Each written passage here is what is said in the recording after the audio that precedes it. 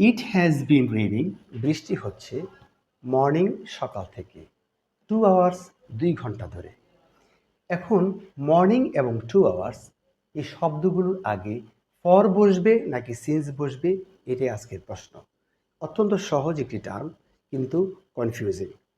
শিক্ষার্থী দেখো, এই সমস্যার সমাধানের জন্য অনেক শিক্ষক, অনেক প্রাজ্ঞ শিক্ষক অনেকভাবে বিশ্লেষণ করেছেন।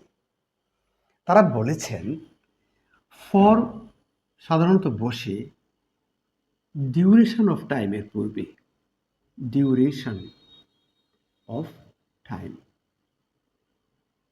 ডিউরেশন অফ টাইমের পূর্বে ফর বসবে। তারা বলেছেন সিন্স বসবে কখন, যখন কোনো স্টার্টিং টাইম থাকবে তার পূর্বে, স্টার্টিং টাইম। এখন দেখো তাদের কথা মতে আমরা সঠিক উত্তর কোনটি খুঁজে পাব। ডিউরেশন অফ টাইম মানে সময়ের যখন কোনো লেন্থ বোঝানো হবে, 2 ঘন্টা, 5 ঘন্টা, 6 ঘন্টা, 5 দিন, 10 দিন, এই ধরনের কোনো লেন্থ অফ টাইম যখন বোঝানো হবে, তখন আমরা ফর বসাবো। লেন্থ অফ টাইম কোথায় দেখো, ইজ 2 আওয়ার্স, এটা একটা লেন্থ অফ টাইম অথবা ডিউরেশন অফ টাইম। তাদের কথা মতে আমরা এই যে 2 আওয়ার্সের পূর্বে ফর বসাইতে পারি, ফর 2 আওয়ার্স।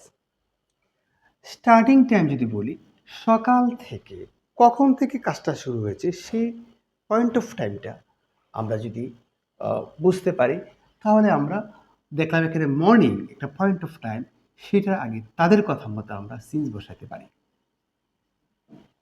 Starting time. শিক্ষার্থী, ছাত্ররা যখন কনফিউজড হয়ে যায় এখানে, তখন আমরা তাদের ছাত্রদের সুবিধার জন্য একটা নতুন সূত্র আবিষ্কার করেছি, ফান মেথড, FUN, ফান। কেন আবিষ্কার করেছি দেখো, কত সহজ এবং কি সরল বিশ্লেষণ, মনে রাখার জন্য কি একটা জাদুকরী একটা প্রক্রিয়া। দেখো ফান, এই ফানের এফ অর্থ, এফ রেফার্স করি কাকে, for. N for number, number মানে সংখ্যা, 0, 1, 2, 3, 4 লাইক দিস।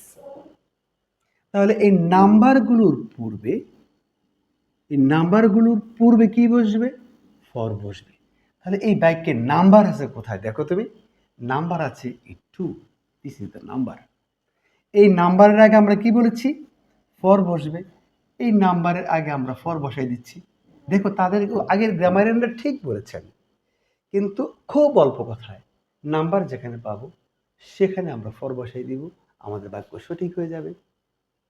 শিক্ষার্থীবৃন্দ, এই ক্লাসটি নিশ্চয়ই তোমাদের অনেক কাজে লাগবে। সহজে এই কনফিউশনটা তোমার মাথায় ধরে রাখতে পারবে, এবং আগামী ক্লাসগুলোতে আমরা আরও এই ধরনের কনফিউজিং টার্ম নিয়ে তোমাদের সামনে হাজির হব। ভালো থাকো, সুন্দর থাকুন। আসসালামু আলাইকুম।